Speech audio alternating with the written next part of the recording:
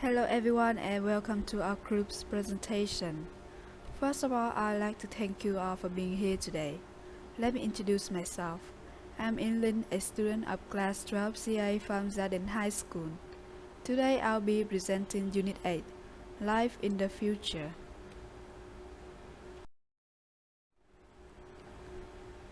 Or to be more specific, I'll be talking about the vocabulary of Unit 8. We'll start up with the word depression. Now when people hear of this word, they automatically think of the mental illness. However, depression in this context means a period in which there's very little business activity and not many jobs. But you know that there's another word that says the exact same meaning? It is recession. So what's the difference between depression and recession? Before we compare the two, we must first know their definition. A recession has traditionally been defined as 2 consecutive quarters or 6 straight months of negative economic growth. But it's not that simple. The National Bureau of Economic Research (NBER), the century-old non-profit that determines the start and end dates of recessions in the U.S., takes a broader view. The group defines recession as a significant decline in economic activity spread across the economy, while lasting more than a few months.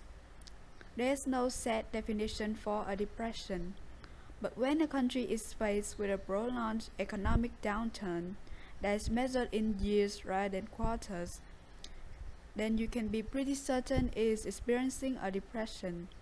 The Great Depression, for example, began in 1929 and lasted until 1939.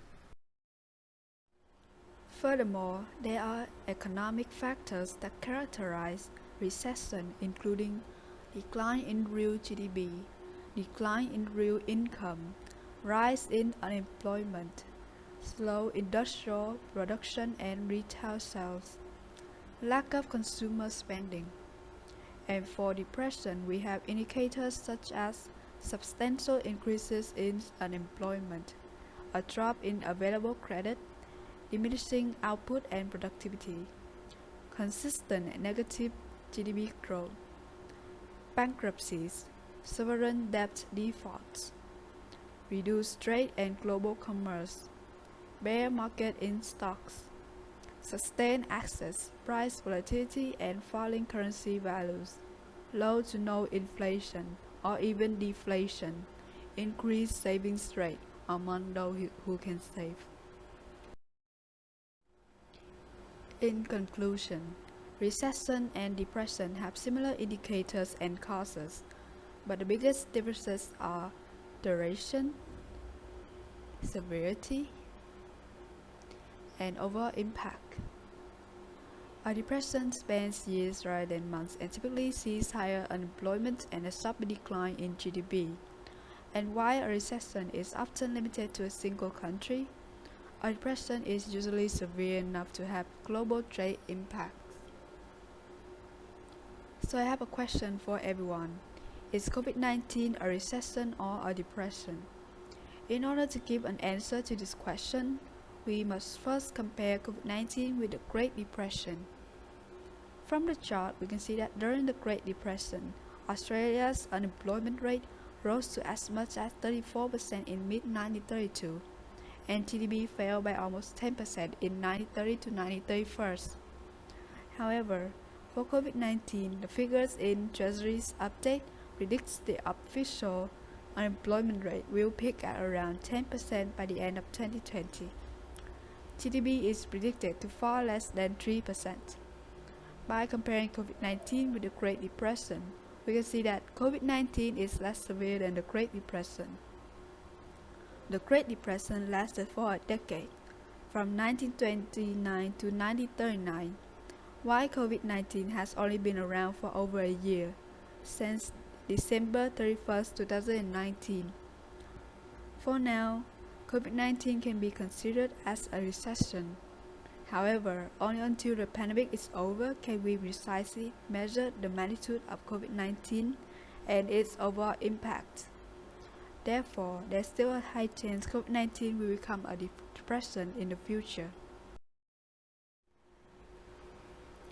Alright, now that I've just explained the differences between depression and recession, let's turn to the next issue. In the reading passage, I've noticed some special vocabularies which is shown on the screen. There are compound words. A compound word is two or more words linked together to produce a word with a new meaning. There are three types of compound words: compound adjectives, compound nouns, and compound verbs. First, we'll be looking into compound adjectives. Compound adjectives are adjectives that are made up of two or more words, usually with hyphens between them.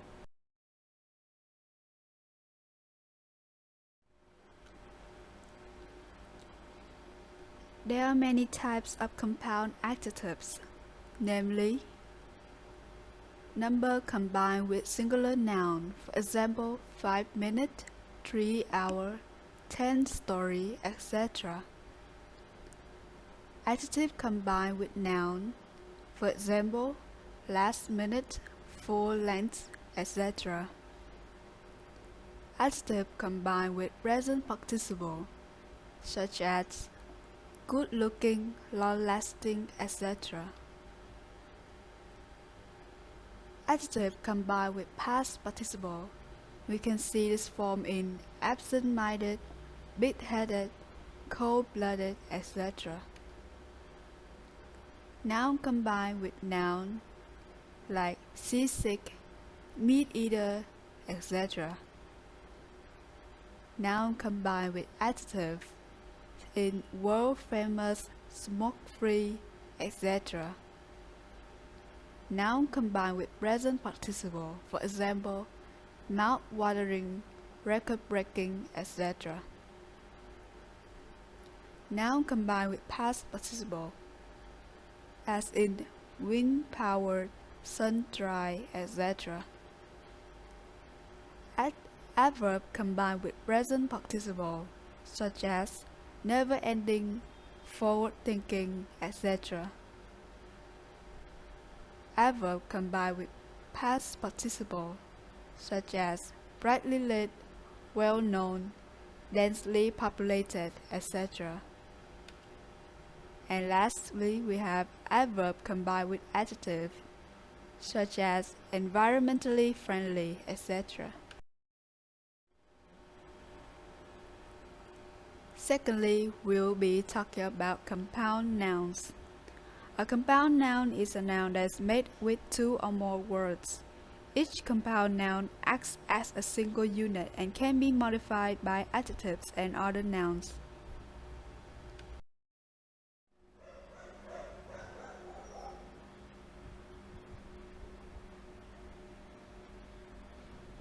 A compound noun is usually noun combined with noun. For example, bus stop, fireflies, and football in these sentences are all compound nouns.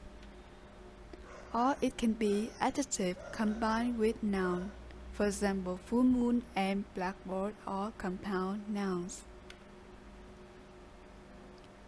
But there are other combinations such as verb or verb in combined with noun. For example, she grabbed a surfboard and rushed into the ocean. Put the clothes in the red washing machine. We can see that surfboard and washing machines are compound nouns.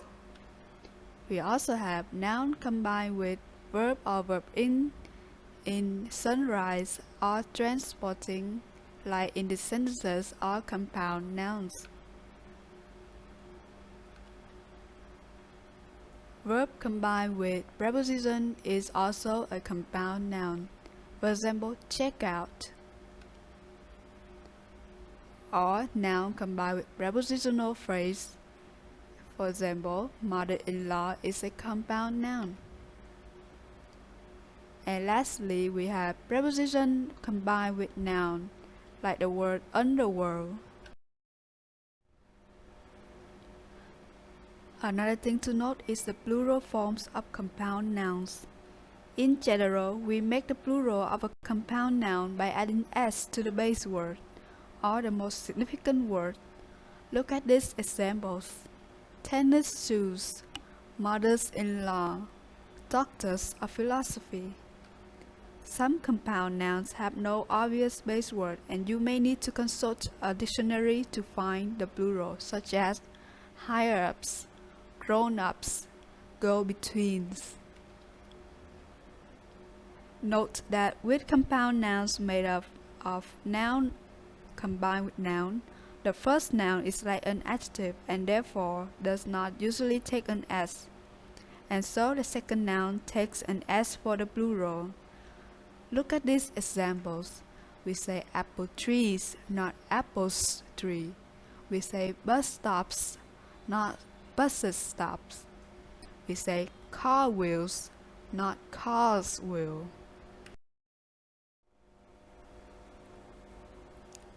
Last but not least, we have compound verbs. A compound verb is made up of one or more words. They are sometimes called serial verbs because one verb follows another. You often find compound verbs that share a subject, such as in these examples. John swims and runs for exercise. I cook and clean when I get home from work. The children write their name and read the instructions on the worksheet. In these sentences, the verbs are joined by the conjunction and. But there are four forms of compound verbs that do not use conjunctions at all. These compound verbs use multiple words to form a single verb. First up, we have prepositional verb. When a preposition combines with a verb to form a new verb, the result is a prepositional verb. Prepositional verbs usually follow a noun and precede the noun a verbal phrase.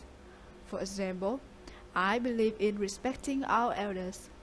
Why does Timmy always ask for more ice cream? Believe in and ask for in these sentences are prepositional verbs. Secondly, we have phrasal verb. A phrasal verb is a multi-word verb made up of a main verb and at least one preposition or a particle that changes the meaning of the verb from the original verb. Unlike prepositional verbs, phrasal verbs are idiomatic and aren't translated literally. For example, we have Sharon looks up to her older sister. Can you throw out the garbage? Looks up to and throw out in these sentences are phrasal verbs. Next, we have verb with auxiliaries. An auxiliary verb, or a helping verb as it is also called, is usually used with a main verb to help express the main verb's tense, mood, or voice. The main auxiliary verbs are to be, to have, and to do. Auxiliary verbs also include the modal auxiliary verbs such as can, could, may, might, must, ought to, saw, should, will, and would. For example, Joe was walking down the street last night. I should start my homework soon. Lastly, we have compound single word verb. Sometimes a single verb is a combination of multiple words. Both words might be verbs, or one of the words might be a descriptive word. The words may run together as one word or they may be joined by a hyphen. Regardless of the spelling, when used together, the words function as a single verb. For example, the verb babysit in the sentence Jessica babysits Carson and his sister Stella on Saturday is a compound single word verb. Before we move on, I'd like to talk about hyphens. Sometimes compound words are written separately, sometimes with a hyphen, and sometimes as one word.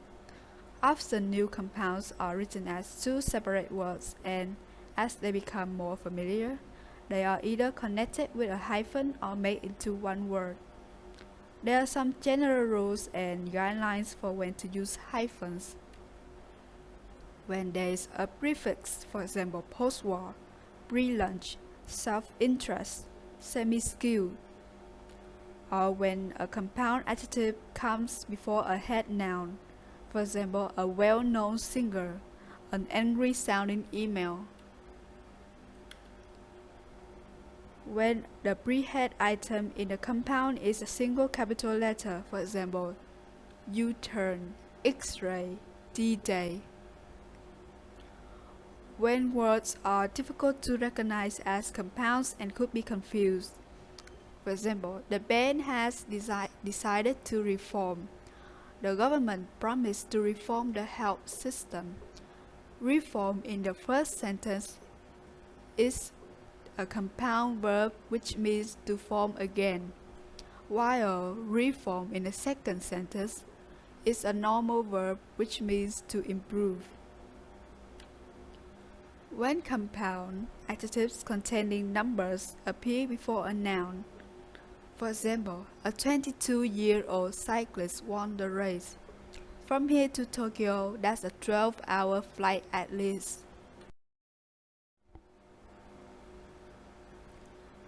Here I have a little quiz for you guys. Please take the correct compound words and types of these words. This is the answer to the quiz. That's all I want to say for now on compound words. Now I'd like everyone to focus on this sentence. Progress has never moved in straight lines. This is a kind of figurative speech. More specifically, this is a personification sentence. A figure of speech is a word or phrase that possesses a separate meaning from its literal definition. There are several types of figurative languages that are used in modern writing. They include alliteration, anaphora, assonance, euphemism, hyperbole, irony, metaphor, onomatopoeia, oxymoron, simile, synecdoche, understatement, and our topic of interest today, personification. Personification is a figure of speech in which an idea or thing is given human attributes and/or feelings, or is spoken of as if it were human. Personification is a common form of metaphor in that human characteristics are attributed to non-human things, such as animals, inanimate objects, or abstract notions. For example, in The House on Mango Street, Sandra Cineros wrote, "But the house on Mango Street is not the way they told it at all.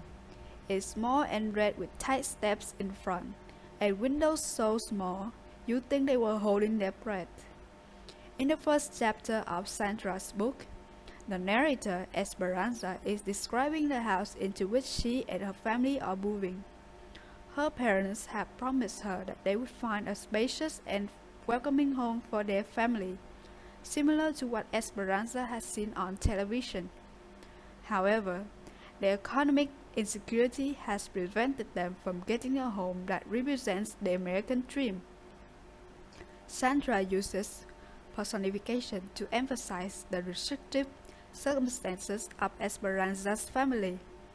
To Esperanza, the windows of the house appear to be holding their breath due to their small size, creating an image of suffocation.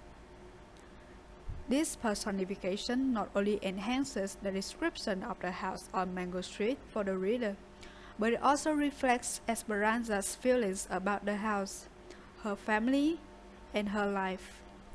Like the windows, Esperanza is holding her breath as well, with the hope of a better future and the fear of her dreams not becoming reality. There are also some examples of personification that may be found in everyday expression. "My alarm yelled at me this morning. The sign at the door insulted my intelligence. My phone is not cooperating with me today. I can't get my calendar to work for me." And examples of personification that may be found in everyday writing or conversation. "My heart danced when he walked in the room. The sun kissed my cheeks when I went outside. Why is your plant pouting in the corner? The wind is whispering outside.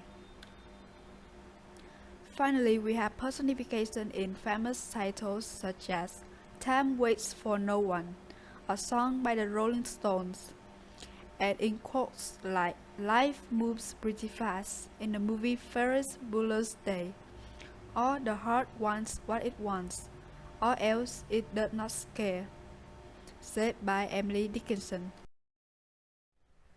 Personification is often confused with the literary term anthropomorphism due to fundamental similarities. However, there's a difference between these two literary devices. Anthropomorphism is when human characteristics or qualities are applied to animals or deities, not inanimate objects or abstract ideas. This is reflected in Greek dramas in which gods would appear and involve themselves in human actions and relationships. In addition to gods, writers use anthropomorphism to create animals that display human traits or likenesses such as wearing clothes or speaking. There are several examples of this literary device in popular culture and literature. For example, Mickey Mouse is a character that illustrates anthropomorphism in that he wears clothes and talks like a human, though he is technically an animal. Therefore, while anthropomorphism is limited to animals and deities, personification can be more widely applied as a literary device by including inanimate objects and abstract ideas. Personification allows writers to attribute human characteristics to non-human things without turning those things into human-like characters, as is done with anthropomorphism. When discussing the differences between personification and anthropomorphism, it may be helpful to remember the following. Personification gives a figurative meaning, while anthropomorphism gives a more literal meaning. Personification creates visual imagery, while anthropomorphism allows animals or objects to act like human beings.